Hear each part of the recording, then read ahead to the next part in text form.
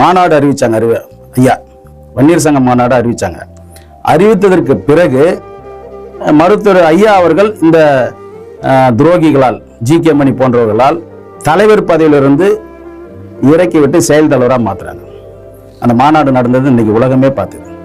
உலகமே வியக்கும் வகையில் மருத்துவர் ஐயா அவர்கள் அறிவித்த மாநாடு உலகமே வியக்கும் அளவில் அதை நடத்தி கண்டார் மருத்துவர். அதன் பிறகு நடைபயணம், தமிழக மக்கள் உரிமை மீட்பு நடைபயணம் 100 நாள் நடைபயணத்தை அறிவிச்சார். அதுக்கு ஐயா என்ன சொன்னாரு, மக்களை சந்திக்கணும் அப்படின்னு சொன்னார். அதை தான் அவர் செய்யறார். அப்ப அது செய்யும் போது தடை கேட்டது யாரு? மருத்துவர் அன்புமணி நடைபயணத்துக்கு தடை விதிக்க வேண்டும். மு.க. ஸ்டாலின் கிட்ட நேரா பேசுறாரு, டிஜிபி கிட்ட பேசுறாரு, யாரு ஜி.கே. மணி பேசுறாரு. ஆனா மறைமுகமா தடுத்து நிறுத்தணும்னு நினைக்கிறார். அங்க இருக்கின்ற சுவாமிநாதன் யாருன்னா உங்களுக்கு தெரியுமா, கேள்விப்பட்டிருக்கீங்களா? அந்த சுவாமிநாதன் கொண்டு போய் அந்த தடையினுடைய மனுவை டிஜிபி கிட்ட கொடுக்குறாரு.